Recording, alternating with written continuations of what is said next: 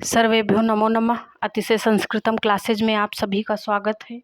हम लोग पढ़ रहे हैं संधि प्रकरण बाबूराम सक्सेना के अनुसार। तो आज हम लोग भाग 12 पढ़ने जा रहे हैं। तो चलिए प्रारंभ किया जाए। पहला सूत्र है मोनुस्वारः। मोनुस्वारः सूत्र 8.3.2 नंबर पर उसमें अष्टाध्यायी में है और हम लोग बाबूराम सक्सेना के अनुसार पढ़ रहे हैं। जरूरी नहीं कि सारे सूत्र लघु सिद्धांत कौमुदी से या अष्टाध्यायी से क्रम से उठे ही हों। तो इसकी मोनुस्वारः की वृत्ति है मान्तस्य पदस्य अनुस्वारो हलि।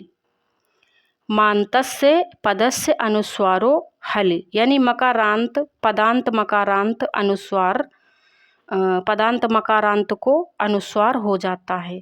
सूत्र का प्रकार है अनुस्वार का विधान करने वाला विधि सूत्र।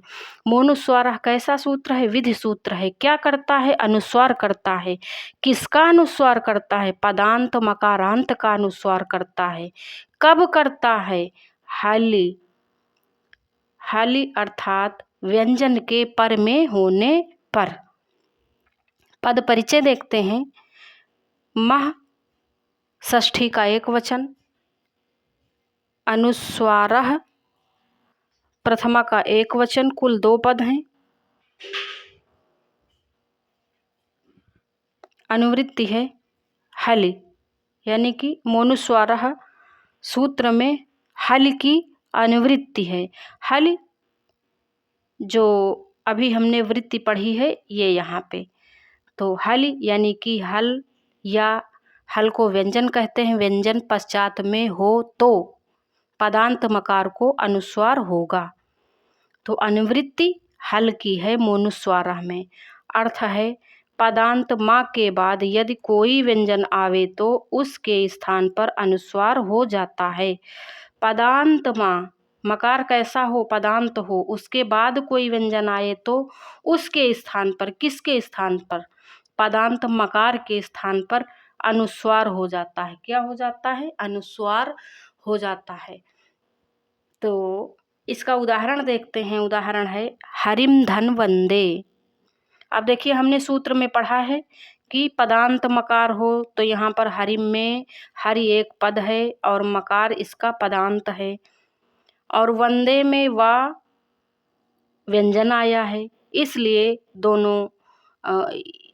दोनों मिलकर बन गए हरिम वंदे। मोनुस्वारः सूत्र से यहाँ पर हरिम धन वंदे हरिम वंदे हुआ है। दूसरा उदाहरण है गृहम धन चलति गृहन चलति। यहाँ पर भी यही सूत्र लगा है मोनुस्वारः। और आप लोग वीडियो समय से प्राप्त करने के लिए, कोई भी जानकारी प्राप्त करने के लिए हमारा टेलीग्राम चैनल ज्वाइन कर सकते हैं। संस्कृतम 24 करके सर्च करें तो आपको मिल जाएगा। आप उसे ज्वाइन कर लें और जितनी भी हम टेस्ट सीरीज कराते हैं, जो भी वीडियोस बनाते हैं, हम उसमें शेयर करते हैं। अगला सूत्र है नश्चा पदांतस्य झलि। तो यह भी सूत्र अनुस्वार करता है। अब इस भाग 12 में सब अनुस्वार वाले ही सूत्र मिलेंगे, लेकिन उनमें थोड़ा बहुत अंतर है और उन अंतर को समझना होगा। वृत्ति है नश्चा पदांतस्य झलि की। नस्य मस्य चा अपदांतस्य झल्य अनुस्वारः। क्या? नस्य मस्य चा अपदांतस्य झल्य अनुस्वारः। तो ये सूत्र नकार और मकार का अनुस्वार करता है। मोनुस्वारः किसका करता है? पदांत मकार का करता है। मोनुस्वारः मकार का करता है। नश्चा पदांतस्य झलि नकार मकार का करता है, लेकिन अपदांत मकार नकार का करता है। नश्चा पदांतस्य झलि अपदांत नकार मकार का अनुस्वार करता है झल पर में होने पर, और मोनुस्वारः पदांत मकार का अनुस्वार करता है कोई भी व्यंजन पर में होने पर। ये अंतर है दोनों सूत्रों में।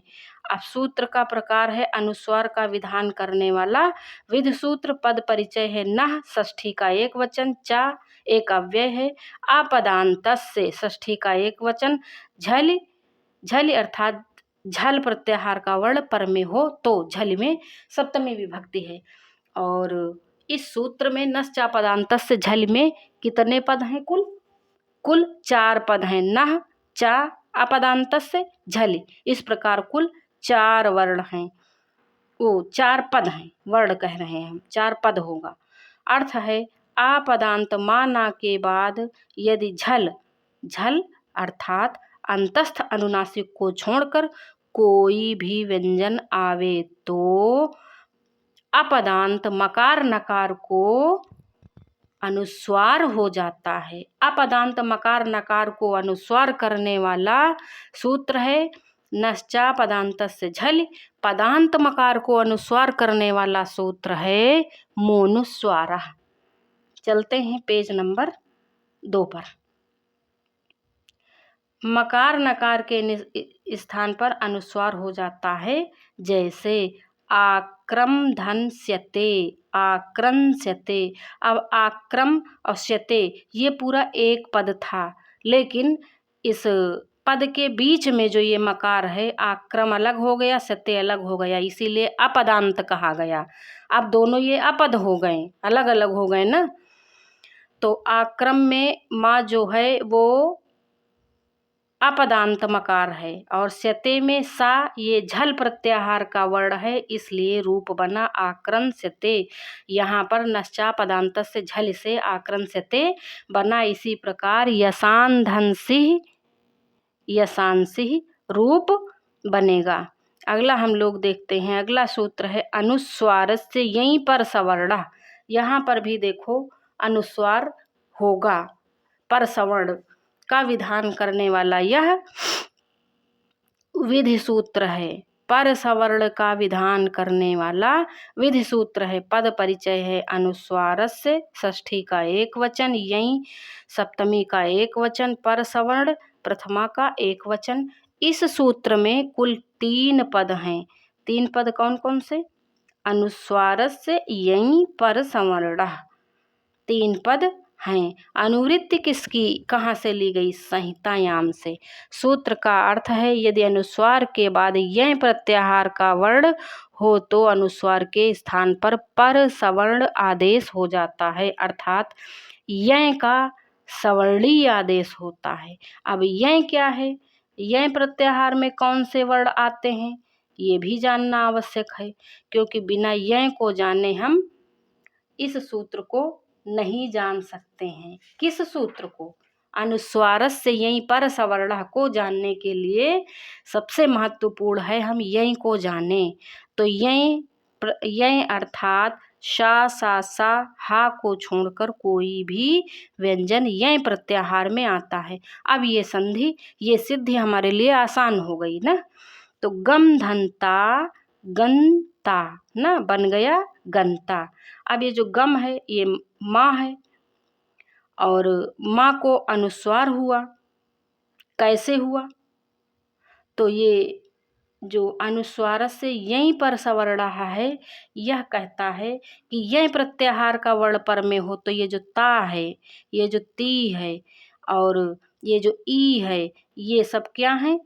ये यह प्रत्याहार के वर्ण हैं। तीनों उदाहरणों में, इन तीनों में, चारों में ता, ती, ई और ये ता ये यह प्रत्याहार के वर्ण हैं। और ये जो माँ है, ना है और ये इधर ये अंक में का अंक में लिया जाएगा और ये जो ना है और ये माँ, इनको अनुस्वार होगा। तो कैसे अनुस्वार होगा?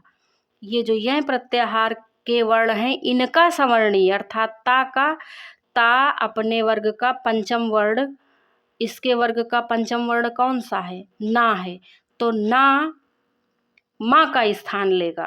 भाई माँ के अनुसार बदलना है, ना के अनुसार बदलना है और इस माँ और ना के अनुसार बदलना है, लेकिन जो यह प्रत्याहार का वर्ण है उसका सवर्णी बनेगा तो उनका पंचम वर्ण होगा। तो इसीलिए यहाँ पर गंता में ना आ गया है, मकार को नकार हो गया है। ता का पर सवर्ण जब हुआ और अनुस्वार में वह बदला, माँ का स्थान लिया तो ना आया, ता था दा धा ना पंचम वर्ण। और यहाँ पर भी ता है तो यही यही यहाँ पर भी हुआ। अंकिता में का है तो का का पंचम वर्ण अंगा होगा, तो ना के स्थान पर ये अंकिता ऐसे बना, और इसमें ऐसे भी बन सकता है, ये अंगा लगा के भी बन सकता है अंकिता। और ये यहाँ साम धनता शांता, ये भी ऐसे ही निष्पन्न हुआ ना।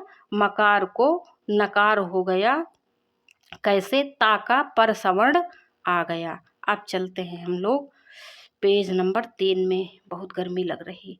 वा पदांतस्य, अगला सूत्र है वा पदांतस्य। यह विकल्प प्रस्तुत करता है यह सूत्र। 8 4 नंबर का ये सूत्र है। वैकल्पिक पर सवर्ण करने वाला विधि सूत्र है। अनुस्वार से यहीं पर सवर्ण वैकल्पिक नहीं करता है, पर सवर्ण करता है वो, लेकिन वा पदांत से विकल्प से करता है, इसलिए 2 रूप बनेंगे। तो आइए देखते हैं।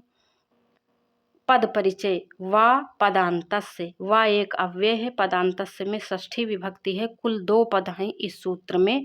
वा पदांतस्य में अनुवृत्ति है अनुस्वार से यह पर सवर्ण का। तो देखिए इसमें पूरे के पूरे सूत्र की ही अनुवृत्ति आ गई।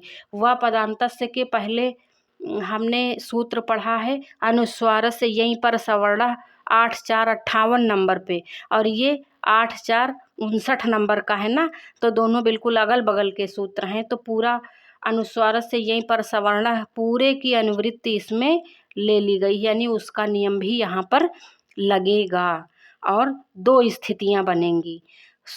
सूत्र का अर्थ है यदि अनुस्वार किसी पद के अंत में रहे तो ऊपर वाला नियम विकल्प से लगता है। ऊपर वाला यानी कि वा पदांतस्य वाला नियम फिर विकल्प से लगेगा।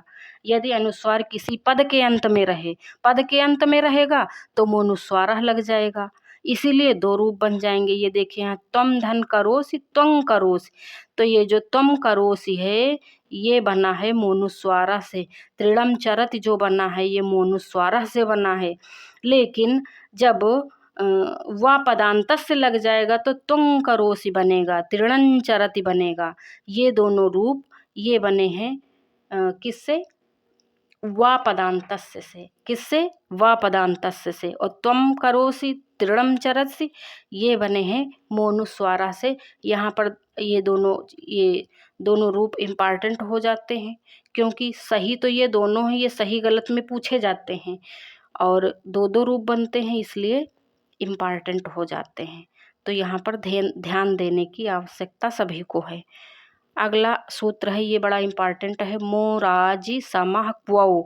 इम्पॉर्टेंट ये इसलिए है क्योंकि यह विधि सूत्र नहीं है, यह नियम सूत्र है। नियम भंग ना होने पाए, कहीं दूसरी जगह ना नियम लागू हो जाए, जहाँ पे नहीं चाहिए वहाँ पर ना लागू हो जाए, इसलिए समय समय पर नियम सूत्रों का विधान किया है आचार्य पाणिनि ने।